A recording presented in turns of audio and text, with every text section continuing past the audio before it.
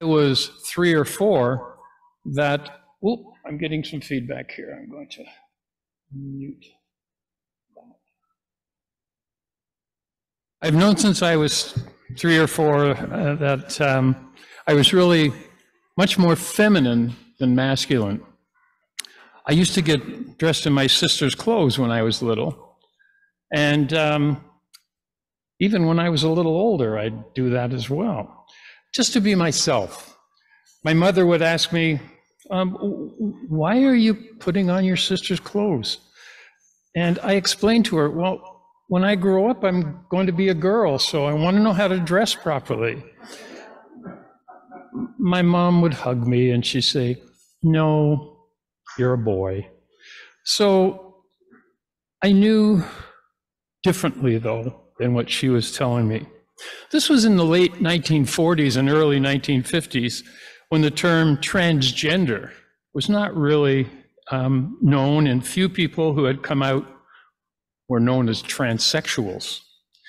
The most famous American transgender person of the time was Christine Jorgensen, who in 1952 became the first widely publicized person to have undergone gender-affirming surgery. In this case, it was from male to female, female. And it kind of created a worldwide sensation. For those of you who were around at that time, you may remember that. However, we have to remember, even though that was a kind of an edifying event, trans people have been around forever. I have 2 older brothers who to this day are supportive and loving, although at the earlier time were quite incessant upon teasing me relentlessly for my feminine qualities. They used to call me Jessie as a taunting nickname.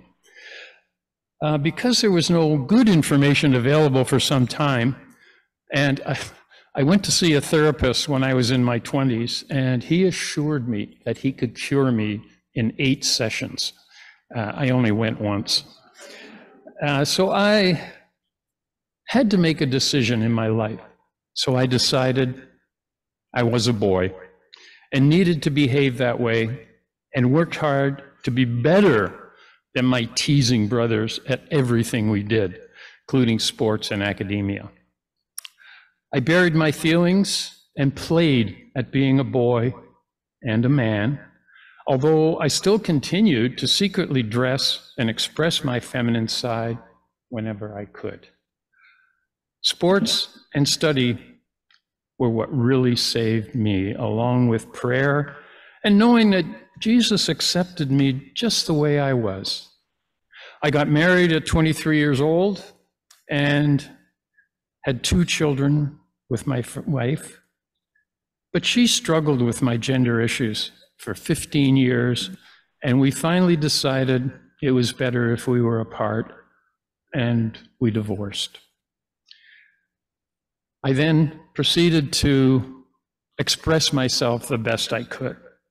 In fact, I met another woman when I was presenting as Kathryn, and after a short time, she wanted to see my male side. She wanted to see David, which was my birth name. I reluctantly agreed to do so, and it was one of the best decisions I had made. We actually fell in love, moved in together, and had 2 other children. My children remain the focal point of my life, as I will explain later. So I think the question comes up is, how did I deal with these unrelenting feelings of gender dysphoria, even though I was presenting as this male person so I could live my life? Well, first of all, what is gender dysphoria? Gender dysphoria is the feeling of discomfort or distress that might occur in people whose gender identity differs from their sex assigned at birth or sex-related physical characteristics. Transgender and gender-diverse people might experience gender dysphoria at some point in their lives. I might point out that I am not a big fan of the term transgender. It implies that you've changed your gender. I always felt very feminine. I always felt my gender was feminine. So I didn't transition to my gender. I transitioned my presentation, my body, and how I live my life. To overcome my dysphoria, as I said before, I devoted myself to playing sports and studying how the body functions, both physiologically and mechanically. I played as many sports as possible. And I actually had the joy of playing rugby for the University of Montana. And the love that's kept me going is hockey. And I played hockey for the Pennsylvania State University. I continued to play hockey, which really was one of my saving graces, competitively until I reached the age 64. And I realized that the 30-year-olds could skate circles around me. So I said, enough, I better resign. At that time, I was still presenting as masculine, so I didn't transition till later in life. But I really loved sport, as I said, and to understand sport activity more completely, as Frank has indicated, I pursued undergraduate degrees, graduate degrees, and even during that time, I continued to express my feminine self whenever possible by cross-dressing, that's what we called it then, and going out or just staying at home in feminine attire. This has led to some fairly interesting encounters. When I was younger, I remember one incident where 4 young men, I was walking along the street, I'd just gotten out of my car and was just going for a little walk. 4 young men started yelling at me, and then they started to come after me.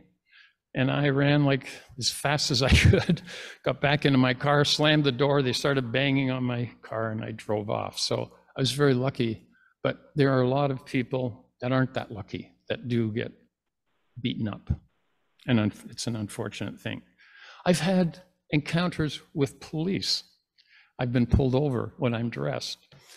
And it's really interesting, if you're very nice to the policemen, they were kind of interested. I remember one, I got pulled over in Hermosa Beach, and I'd made a U-turn, a legal U-turn, and the policeman said, did you know you did that? I said, oh, no, I didn't see the sign. He said, oh, why are you dressed like that? So I proceeded to explain to him that I was trans and that this is what. He said, well, that's really interesting. Tell me more. So I told him, we stood there for about 15 minutes talking, and then he finally said, you know what? I'm going to give you a warning. Don't do that again. Have a great day. So that was very nice. One other really interesting encounter happened when I was working down in San Diego. I was had a research lab at the University of California, San Diego, and I used to go up to Santa Barbara once a month because we were working with a company up there on the same project. And in the evening, I would get dressed and go for a little walk and then go back to my motel room and go to bed. But I went out for my walk, and as I was coming back into my room, a gentleman from another room came running out, yelling at me and saying, what are you doing? And all of those things. And I ran in, closed the door, and he banged on my door, started, talking. And I was trying to explain to him what the situation was, who I was, what was about, things going. We ended up talking through the door. I put the chain on and opened it, and we could see each other, and we talked for about 15 minutes. And he said, oh, after that, he said, I think my wife would like to hear it. He went and got his wife, came back in, we sat in my room, drank a couple of glasses of wine and talked about our situations. So it was, it's interesting to have these encounters in a positive sense. It also led to my dressing, some interesting and enlightening experiences. I lost my job as a dean of a college because I like to cross-dress, and I grew my hair a little longer, and they didn't like that. So they let me go. I tried to get another job and couldn't, so I detransitioned. And that was an interesting experience in itself. I stopped hormone therapy, which I had been on for a couple of years. And because of the hormones, I had breast augmentation, or I didn't have surgery, but breast development. So I had that removed. I had a double mastectomy. And that was very interesting, but I had 4 children, 2 small children who needed me to be work for them, bring some money in and do it. And I couldn't get a job as a trans woman at that time. This was in the early 90s. So I detransitioned and found another job, and the rest was kind of history. But in 2011, I had a near-death experience. My intestine blew out. I was rushed to the hospital, had emergency surgery, and during that surgery, I was told I flatlined twice on the operating table. They brought me around. I went into, after the surgery, went into intensive care for a week. And during that time, I remember waking up in intensive care and seeing my daughter sitting there watching me. And I just felt this immense peacefulness. And I had beautiful memories of when I had been in surgery and when I had gone through this near-death experience of sitting in a garden and talking to someone. I have no idea who it was. Could have been my dad, could have been God, could have been Jesus, it could have been a friend. I don't know who it was, but I have very vivid memory sitting on a bench in a garden area and the person saying to me, "What are you waiting for? Get on with your life. Live who you are." And as I say, when I came awake during the intensive care, it's just this incredible peaceful feeling came over me. And I decided at that time, it was time. You know, I was in my 60s, and I said, I better do this before I get much older. So I did. And I went through a process, which I'll talk about in a minute. But one of the things that I do because of all of that, every morning I read devotionals. And it's great for me. I love reading them, and it starts my day off well, as I'm sure, some of you do the same sort of thing. But after I had it's called gender affirmation surgery, I woke up the next morning, picked up my little book to read my devotional, and up pops Jeremiah 18, verse 4. But the pot he was shaping from the clay was marred in his hands. So the potter formed it into another pot, shaping it as seemed best to him. And I thought, if that's not a good sign, nothing is. It was so wonderful to be lying in a hospital bed, reading that, and thinking how amazing this is. So we get knocked down a lot in different times. And even though we do, it's important that we jump back. I want to play a little video. A friend of mine, her name is Maggie Zabel. She, like me, comes from Canada. We met in LA. She's a singer-songwriter. And she wrote this beautiful song called Rebuild, which is devoted to when something happens to you and it tears you down a bit, it's time to rebuild. This video, she wanted to use my story. So you'll see a lot of pictures of me as David, when I was little, as I grew up with my children and all of those things. So I hope you find it interesting. It'll take me a second here to bring this up.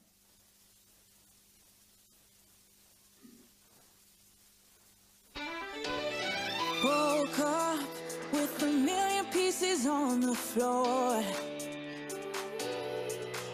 Know what it feels like to be living in the heart of the storm. I've been here before. Did some growing up after all the rain.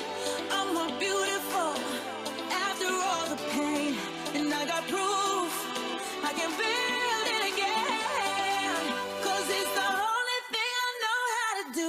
Been hurt, defeated, won't let myself lose. As long as I'm feeling, I'll find my way through. We're weapons from a broken. It's the only thing I know how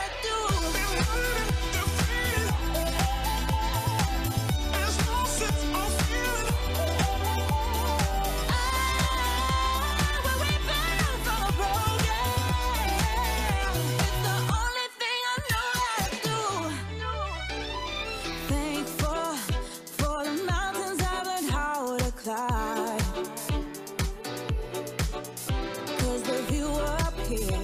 Who's the reason that I choose to fight? Getting up every time. Did some growing up. After all the rain, I'm more beautiful. After all the pain, and I got proof. I can feel it again. 'Cause it's the only thing I know how to do. Been hurt, defeated, won't let myself lose. As long as I'm feeling, I'll find my way through. We're rebuilt from a broken. It's the only thing I know how to do. Been hurt, defeated, as long as I'm feeling. We're rebuilt from a broken. It's the only thing I know how to do.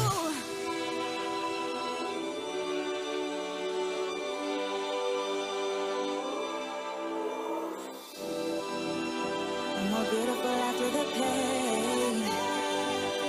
It's some growing up after the rain. And I prove I can build it again. 'Cause it's the only thing I know how to do. Been hurt, defeated, won't let myself lose. As long as I'm feeling, I'll find my way through. We're rebuilt from a broken. It's the only thing I know how to do.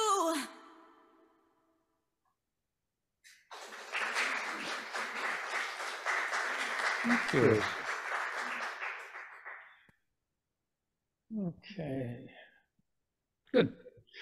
Yeah, I think you saw some pictures of me as I was earlier in my hockey picture and with my workout picture there. But it was really interesting to share that and have Abby have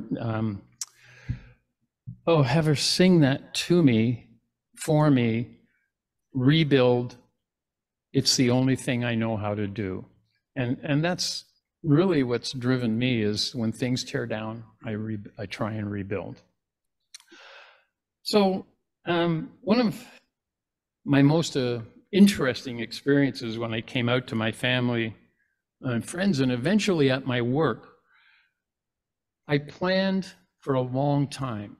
It took me a long time before I was able to tell people. I wrote letters, I wrote notes, I figured out what I had to say. First of all, I told my children, this is what I'm going to do. They had known about my gender dysphoria, and they were all excited, except my daughter. She had a lot of trouble when I transitioned. And for 7 years, we didn't have a relationship. And then 2 years ago on Thanksgiving, she called me and said, her husband, Paul, and the 2 children, my only grandchildren, we want to meet with you. And we did, and it was wonderful, and it's been wonderful ever since. The result, because of that planning and because of going and talking to people in a positive sense, had a really amazingly positive reaction amongst them. One of my brothers is really interesting. He's 7 years older than me. And we went out to lunch after I'd transitioned, and we had a lovely lunch, and we were leaving. And as we were going, he said, "It was great to see you, and we'll see you again soon, David." And I said, "Ross, my name's Kathryn now." And he looked at me and he said, "I know. I'm very proud of you, what you've done. I love you very much, but you'll always be my little brother." Which, how do you say, "No, call me Kathryn"? So I said, "I love you too. Thank you." We hugged and went away. So that was a lovely experience. So during this process, I didn't have any shame or regret. It was only excitement of moving ahead. I went into my human resources head in the work I was doing and said, "This is what I'm going to do. How can you help me?" And it ended up, she had a gay son, so she was familiar with the LGBT. We spent hours together and going and talking to different people. I had a difficult time with clients. I lost a lot of clients. And One in particular, which I'll show you in a minute, but it's important. It was important to me to be honest and open and tell them what I was going to do. I was a forensic consultant. I would talk to juries and give expert opinions. So they needed to know, that David's not showing up in a dress to give a testimony in court. It was important. And as I said, I lost a number of clients, but fortunately I gained a lot of clients, mainly women clients who saw that, here's an opportunity to express what we're doing. So I want to share with you a little PowerPoint presentation right now. Yeah, you can see that. I can't, it's not on the other screen. Sorry, I made a mistake there.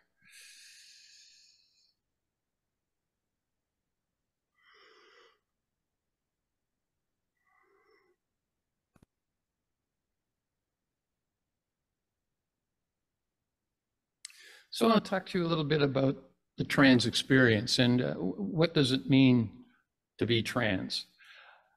There's a number of different things we have there. Our biological sex is what we were named when we were born. A doctor said, oh, that's a boy, that's a girl. That's it. Two choices. Gender identity, on the other hand, is, much of a spectrum. Let's take a little drink here. And there are people who are on that spectrum from very feminine to very masculine and all the way in between. Gender expression is, how you express yourself, like I've done. I still have a lot of masculine traits, but I express myself quite femininely, I hope, and I think, and it comes through. And gender presentation, how do we present ourselves? So you can read a little bit there of what's in between them. The final thing is sexual orientation, which I'm not talking about, and that's not what you love, it's who you love and who you want to be with, and I'm sure you're all familiar with that. So how do we do different things? One, how do we survive? How do we be productive? It's a little slow here. How do we inform people? How do we educate people? And how do we advance in our lives? And I think I've been talking a little bit about all of these this morning. It's important that we recognize these as things that we have to do as trans people. And I talk to different trans groups, as I'll show you in a bit. And finally, how do we embrace who we are? How do we embrace our authenticity? And we do that by kind of looking in the mirror and saying, this is who I am. I'm proud of who I am. I'm happy to be who I am. Let me go out and show that. A number of people in the trans community are, I'm trans, don't bother me. It's very sad to see that, and we try and get people to be upstanding and be good examples. So how do we do all of this? Well, reach out. Reach out to those who need extra love and support. Ask, what can I do to support you? Speak out against comments and behaviors that reflect blind spots, biases, intolerance, and privilege. We often, and we're getting a lot of this, and I'll talk about it in a minute, a lot of pushback in the community, various communities. Don't be afraid to share your truth. I tell this to people. Talk about your experiences so that you can heal and help others to learn.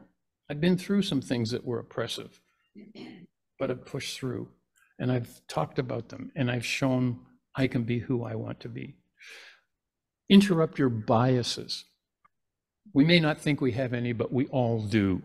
If you go to, it's really interesting, Harvard's implicit association test. Just Google Harvard, go on, look for that implicit bias test and take that. And you can see, the little things that you don't think you're biased about, but you are. I did that test and I go, whoa, I better shape up here. I have a few biases that I better sort out. And finally, be authentic. Choose to be yourself, including all your wonderful differences, even in the face of judgment and when pushed to conform. It's important that we do that, but we do that in a very loving way. Get a lot of feedback and pushback from especially, as we look at what happened this weekend, the Republican convention, and the things that a lot of people in the various Republican constituents are doing. That's okay. That's their feeling. That's their opinion. They're allowed those things. We can't be violent about it. We have to be loving and explain our position and who we are as human beings. Excuse me. What is authenticity? What does it mean to be authentic? Another friend of mine, her name is Ritu Bashin. She's an authoress. She goes and speaks worldwide on issues of DEI. And she's written a really wonderful book called The Authenticity Principle. And it speaks to certain things. First of all, what does it mean to be your authentic self? So if there were no negative consequences for your actions, your authentic self is who you would be. You'd just be that person. Most of the time, we live our adopted self. What we do then is adopt your authentic self's behavior in order to meet your needs and others' needs. For instance, I did it for a long time going to work. I lived the way I had to live to be able to work. So I was adopting my lifestyle to fit what was needed. And finally, there's those who do what's called performing self. That's when you feel you don't have a choice but to conform or mask who you are. Your performing self is who you show up as. Come on.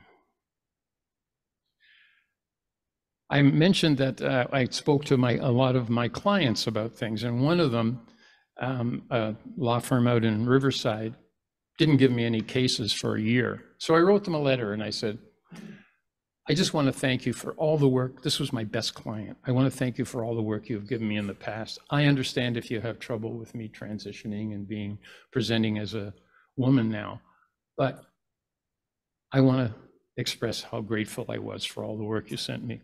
2 weeks later, they sent me 3 new cases, and since that time, sent me over 100 cases to work on. So it was good.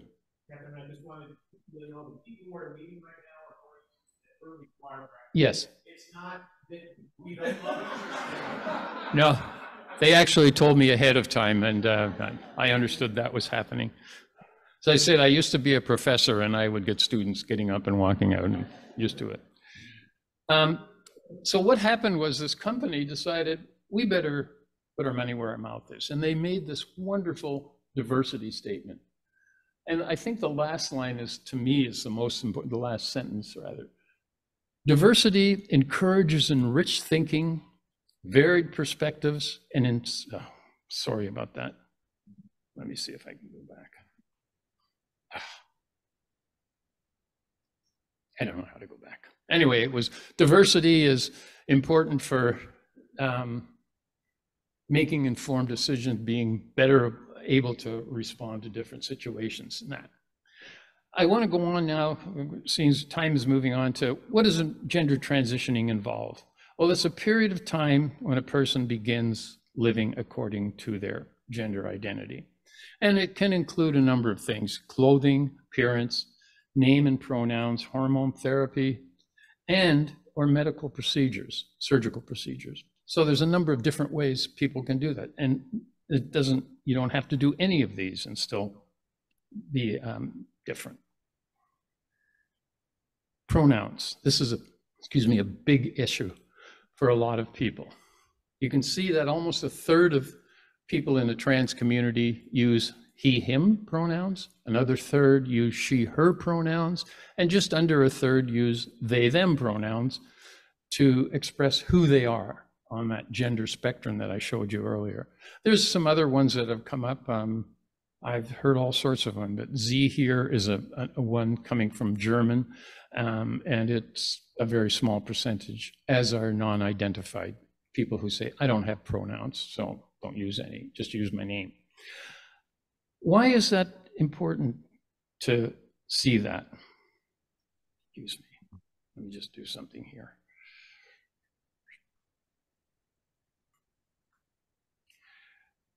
It's important, and I'm having trouble, sorry, skip it, because some people feel If you misgender me, you're going against everything I've worked so hard to become.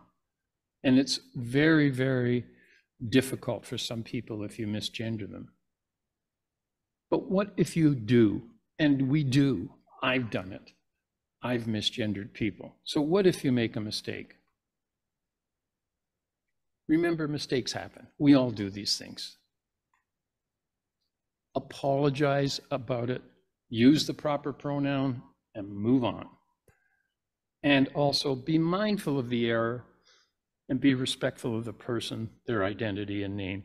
It's very important in the trans community that we do this, because it shows that you respect who they've become, who they want to be, how they're expressing themselves. Some people, it's very traumatic. Others, like me, I know who I am. You can call me whatever you want to call me. I know who I am. A lot of people in our community are still dealing with that issue of who are they and what does it mean to be that person. So please be respectful. And if they say my pronouns are they, them, use they, them. I have a friend back there with they, them pronouns who you'll get to meet in a while. What happens after transition? How do I face everyone? I've talked about this to a certain extent. The main thing is to normalize your existence. After transition, meet with individuals and answer questions. Be your authentic self. Don't let anybody else tell you who you are. Enjoy being you and show it. I hope you're enjoying seeing me, who I am. I love being who I am, and I share that and show it. And address any negative feedback with positive energy. That's what I mentioned earlier. We're getting a lot of pushback in the community now. We have to be positive about it.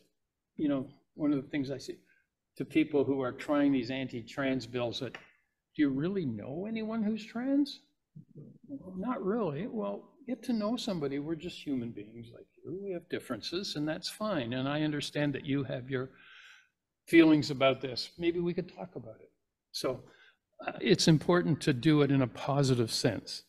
And finally, go about your business with confidence and a smile. Smiles are really helpful in any situation. Finally, one of my biggest things is giving back to the community. I've always found the best part of living comes in giving. So if you give back, it really enhances what you're doing. People see, oh, look what they're doing, and they're just like me. I love doing that too. So those are important things for our community that I try and share. What are some current issues affecting especially younger people in our community? Bathroom usage, medical care. You know, there's a lot of laws that say you can't get medical care. Playing on sports teams, which is one of my big ones that's very important. Being bullied. And finally, parental intervention. There's school boards that say you have to tell the parents. In some instances, the parents are very, very anti-trans, and it's very difficult for the person. So we have to weigh those issues out and see what's going on. Just as an example, from 2015 through 2021, you can see the number of bills in different areas that have been introduced that are anti-trans bills. And these are all done in state legislatures to push back against trans people. More recently, in 2022, we see there were 174 trans bills introduced in the community, in various communities. 26 passed. This year to date, 566 trans bills have been submitted in state legislatures, and 80 have passed. We're fortunate in some instances in that the legal professions have, and especially the courts, have said, no, that's unconstitutional, we can't do that, and let's have another look at it. So these things are kind of in limbo. But this is the kind of pushback that we're seeing, and it's really disheartening, especially to someone like me who's been through that, who suffered through gender dysphoria for 65 years of my life, knowing if I had had the kind of treatments that were available to younger people now. Mainly, they don't have to be medical. You don't have to go through hormone therapies. You don't have to do, but you need to talk to someone who knows what they're talking about so that you can have an understanding of what's going on with you. And this is interesting about sport, as I said, trans women participating in sport. A poll by Thomson Reuters Foundation asked 1,000 women in various cities around the world, should transgender women have the same rights as other women? 798 women answered, or people answered yes, 37 said no, and 165 were undecided. So it's overwhelmingly that, we should have the same rights as anyone else. There's no evidence that participation drops among cis women, and I use that term meaning women who were assigned female at birth, when a trans woman is present. So we should never set, should never set our policy based on people who are fearful of trans people. As I said, some of them never met one. That is the definition of transphobia. In Kansas, they entered a bill. They fought and fought and fought to get this bill entered that trans girls in high school could not play on teams. Someone went out and did a survey of how many people that affected. In the whole state of Kansas, there was one trans girl participating on team sports. So it's really an oppressive kind of thing. Again, have you ever met anybody who's trans and talked to them? Many instances, no. One more here. In research across 12 sports, 6 sports rather, and 12 community clubs at a university in Australia, less than a quarter of women believe trans women have an unfair advantage when they play on a female sport team. Interestingly, when men were asked the same question, almost half said, yeah, they had an advantage. There still needs to be a lot of work done on this. And at high levels, at very high levels, it could be something that we really need to address. In fact, one association has set up a separate entity for trans people or anyone who wants to compete. It's a very difficult question, and we need lots more support and lots more research to understand what happens physiologically, biomechanically, and psychologically for trans women to participate. The other thing is, and I agree with, for a preoperative trans person, entering a women's locker room can be very disturbing to other women. I remember when I had transitioned and presenting as feminine, but before I had my gender affirming surgery, I would go into the locker room, put my towel and things in a locker and come out again. I wouldn't look at anybody. I'd just do that and get out. I was concerned that the effect I might have. I was presenting as female. I couldn't go into the men's locker room looking like that. So I went in the women's, but I didn't undress, I didn't change. I was very conscious of that. And I think we have to respect those feelings too. So there's a lot needs to be done on this issue, especially at higher levels. I presented a lecture at the University of Calgary on trans women in sports, and there were 60 students in the class. I asked them beforehand, what are the 3 most important things why you participate in sport? This is a kinesiology class. I had all sorts of answers, 180 answers. One said, I like to win. Only one out of 180. The rest were things like for socialization, for fitness, community. I love competition. Those kinds of things came out as opposed to, I only want to win. So, participation is important. The socialization aspect, the fitness aspect, the competitive aspects of things are really important. I also use the example of Leah Thomas, the swimmer, the NCAA swimmer, who came in first in the 500-meter freestyle at NCAA's a couple of years ago, and has been in the news ever since. The young woman who she beat has complained and been all over the place. Not once have I seen mention that Leah Thomas entered 2 other events in that competition. She came in 5th in one event and 8th in the other event. So these are things that we see where we get misinformation. And I just wanted to give you an example of this that really struck me. Fox News put transgender female runner who beat 14,000 women at London Marathon offers to give medal back. The reality was, my battery is running low. The reality was that the transgender female runner who placed 6,159 at the London Marathon offers to give her participation medal back. So it's this kind of information, like with Leah Thomas, that we really have to be cognizant of and understand. As I said, the thing in Kansas where, you know, trans kids are taking over the community, there was one competing. What can you do? Speak out against hate agendas. Send letters and emails to your representatives. It's easy to do. Support help groups such as good old PFLAG. Check out our booth after. Show up at school board meetings.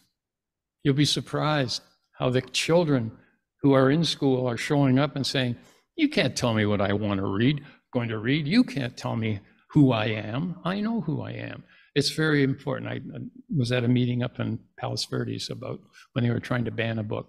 So these things are important. Support the gender supportive associations at your local schools. Yeah, just find out about them. They're interesting groups. Main thing is to embrace diversity and show love and respect for your gender diverse child, friend, or acquaintance. By showing that and giving them support, it makes a huge amount of difference. It has in my life. Because we are adults and have achieved a stable and enjoyable life, we have no more dignity than the smallest child, only more responsibility. And this is very important for me. So, what do I do in the community? I'm a member of PFLAG, as Frank said. Go through all of this quickly.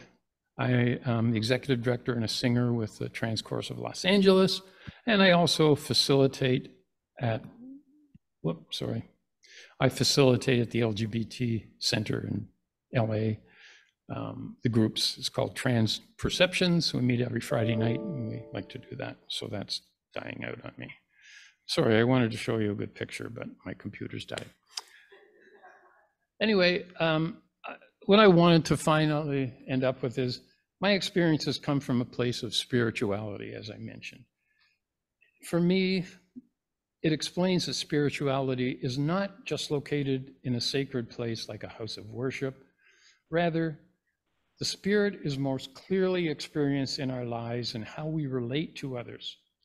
So how can we do anything but live our lives authentically, displaying a loving spirit? By displaying whatever diversity we have, rather than living in a closet of fear, feelings of inferiority, and self-loathing, we showcase the diversity of creation. I always say, wouldn't it be boring if every dog looked the same and every animal was the same? That's what diversity is about. Conforming to our bashers' mistranslations, misunderstandings, and misapplications of English translations of the Bible show we are not understanding and following Scripture, but rather are magnifying the hateful lies of our bullies against not only trans, but people of color, women, vulnerable LGBT youth, minorities, and anyone who is different. Simply put, we know we need to live authentically with affirmation, inclusion, equality, and diversity, caring for ourselves and others to be a dwelling place for a spirit of peace, love, and joy. And the greatest of these is love. I love the person I have become and continue to grow and hope that you will all look at diversity in its many forms as a positive influence on society and embrace the opportunity to engage lovingly with various people, no matter their ethnicity, religion, political views, gender expression, or other differences. But always be safe and care for yourself accordingly. Someone asked me, when did I transition? I said, well, it started the day I was born, and it's actually still going on now. We all transition. We do things. We grow up. We go through puberty. We get married. We have children. We do all sorts of things that are transitions. This is one of them. I hope that by showing you who I am and expressing to you that I'm proud to be who I am, I love doing what I do, that you will have a better understanding of the trans community and will share that in your lives. Thank you so much for having me here this morning, and I'd be happy to answer any questions that anyone has. I'm sorry about the Zoom, but my computer died. We're such a big group that I'll bring you the microphone if people want to ask a question. So yes, that will let everybody online hear.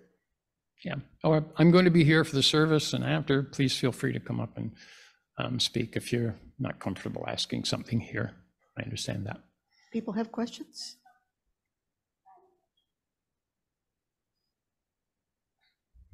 Forgive my ignorance. I need further clarification on what they, them refers to, as opposed to he, she, and him, her. They, them is it's just a pronoun that's used by people who they don't really identify as being female and they don't really identify as being male. It can be somewhere in the middle, and they express characteristics of both genders as we think of them generally. So, sometimes they dress really in flamboyant ways. For instance, drag shows. That's one thing.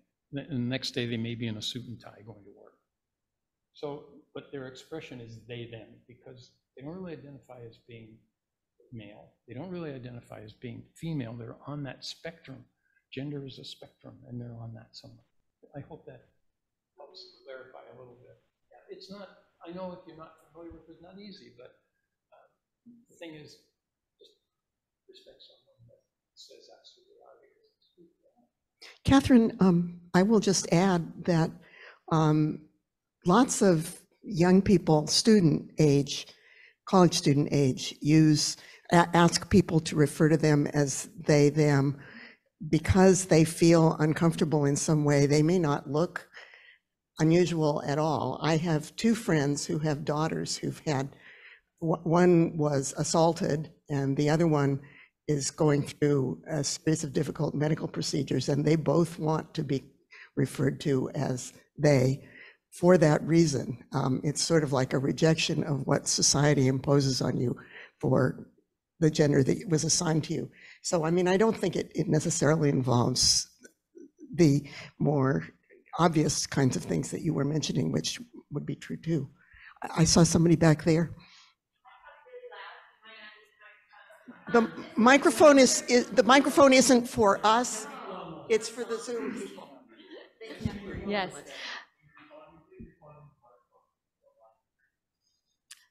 This is possibly a bit personal, but I'm wondering if you have gone through moments of anger towards people who don't give you the respect that you deserve by just being human. And if you've gone through moments of anger, how did you get through to the other side where you found love?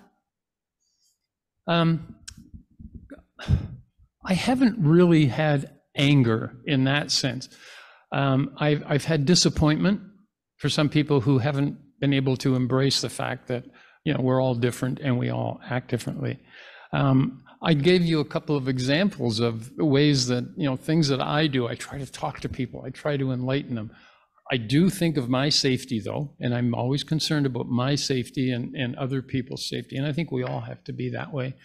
But I don't know whether it's really, I'm at a point in my life now where, I understand people I talk about diversity. Well, you got to accept people diverse on the other side. They're different from you in a different way. So I do that. I don't get angry. I try to listen to what they say and then have a discussion with them.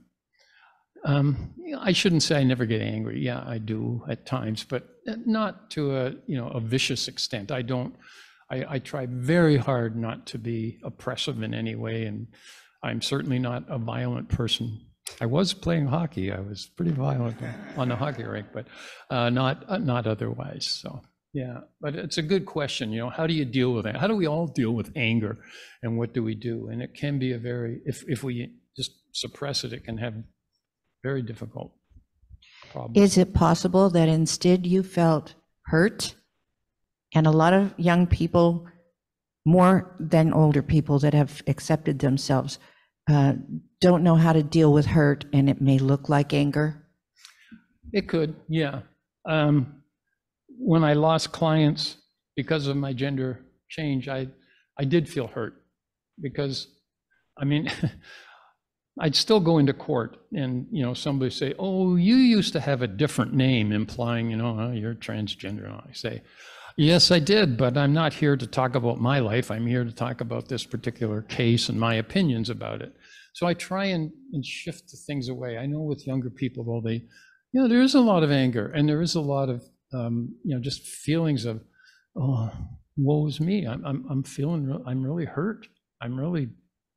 It does hurt me a great deal. I think as one ages, those things tend to change, no matter what aspects of life, we're dealing with. But yeah, I think it's a good question. And certainly there's a lot of anger and a lot of hurt in the trans community.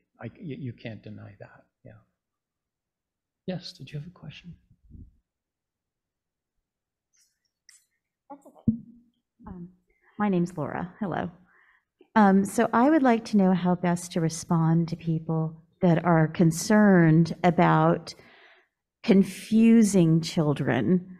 You hear these arguments with a lot of these bills at school boards, for example. We are creating gender confusion, sexuality confusion, and we must protect children because adults protect children. And they see the LGBT community, and especially the trans community, as being threats to their children's well-being as they develop into their own sexuality.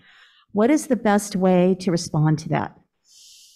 Wow, I don't know if there's any best way, and certainly it is used. As I indicated in my talk, I knew when I was 3 or 4 that I was a girl. I knew that.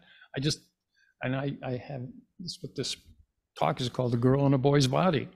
My body didn't conform to what I felt inside. How do we overcome that? Most kids know. I also, and one of the things with respect to sports is now in terms of many of the sports, you have to have been through gender affirmation surgery. Your testosterone levels have to be down at a certain level, been on hormone replacement therapy for a minimum of 2 years. So you go through I can't imagine any guy doing that just to win a medal. I mean, I can't. Maybe they are. I don't know. Certainly some children are confused. Certainly that happens. And we know a number of people who, said, I'm in the wrong gender. And as they went through puberty, they realized, no, I'm okay. I'm fine. I'm who I am. And it's okay. So I really do believe there should be nothing that's really non-reversible done before a child reaches the age majority, so they can make their own decision. I believe that. But can they express themselves in different ways? Sure, I think that's okay. Let people express themselves. I've seen, and I had friends when I was little, boys who would play with dolls and things. They didn't grow up to be particularly feminine. They just liked playing with dolls at the time. And we have these very structured situations in our life. We say, girls play with dolls, boys play with trucks, and do this and do that. We need to let children explore and find out and see who they are and what they're doing. They can make decisions. Is it something you want to intervene, critically with? No, let's let them try and figure out who they are and listen to them. Let them talk to you and tell you. I used to talk to my mom all the time. She was loving and caring, but always said, no, you're a boy. But she loved me unconditionally. So that's the main thing, as I said. Love is very critical in this, and it doesn't happen all the time. So we have to be careful, but yeah, those situations do. I hope I answered your question okay. Okay, thank you. Yes? Well, I just wanted to say, I think you're doing your thinking for your children. Your children do know. I've worked with so many because we have a gay son, and because I was in theater, and I've advised many of them to go ahead, feel your mother out, especially your mother knows. Yeah. Your mother knows. Yeah, And so you're putting things on the kids that they don't see. It's as simple as, asking, asking somebody, do you know, where did I come from? And you get in this long, drawn-out thing, about where they come from. And they said, oh, because Bobby's from Colorado. That's where the kids are. Kids aren't that deep yet. exactly. So, and if you put that wall up very early, it'll be a very long time before they can come and talk to you. You have to know that you love them no matter what. They have to know that. And they can say anything to me, and that includes my stepchildren, and and he is gay, and he was going to be here this morning, but it's just, and it's easy. It really is easy. It's all about love. And what is it you're asking me? Why do you think that? They're not asking him that. They're saying you're confusing them. And then they hear their mothers ranting about this to other people or their dads. And just get educated. Come to things like this. Well, you can ask them. I just say things in all respect is, please find out what you're talking about. You're coming from a feeling and a thought, and you haven't been educated. My husband went directly to the library, and I watched people here change. When we were one of the first couples, I think, that were out about it, and in a situation where John had us, our former minister, be in front of people and talk. I've had people ask me, what's it like being a gay mom? I said, oh, difficult. It's a heck of a lot of fun. So, because you have their trust and they can tell you anything. And you don't, for me getting older, you don't want to lose that, right? You need your kids. Absolutely. Thank you for sharing that. Absolutely. It shouldn't all be on you. We have a lot to do. Thank you. I think, is there another question? Yeah, we'll do one more. I know we have to wrap up soon to get up. I just had a statement to make. I remember I was always very athletic and always very skilled in athletic. And I can remember my mom saying to me when I was playing with my brother's older friend, and I just whipped the daylights out of him in any table tennis game. He couldn't beat me at all. And I remember my mom saying to me, let Bruce win. And I said, let Bruce play better. I was pretty obnoxious as a kid. Yeah, what a great answer. That's fabulous. So I just want to thank you all. It's good to see discussion developing and people talking, and I hope you will continue to talk about these issues. The trans community is under attack, unfortunately, and we need to support diversity. I really believe that in all its forms, we need to have people, and again, the best answer to any problem is love. And please keep that in mind and do what has to be done. Again, thank you so much for being here and sharing in this with me. Appreciate it. And you'll get to hear the trans chorus sing a song called Victory, or Victorious, which is our theme song. I'd like to introduce our artistic director in the back, Abdullah Hall. Abby. You can call me Abby. My name's Abdullah. You could call me Abby. My pronouns are they, them, theirs. And I am the artistic director of the Trans Chorus of Los Angeles. And one of our singers, Kay, he goes by he, him. He is here with us this morning as well. Thank you for welcoming us. And we can't wait to sing for you all. Oh, by the way, don't hand Abby a microphone. They'll go on forever and ever. Thanks, Abby. Appreciate it. Thank you all again.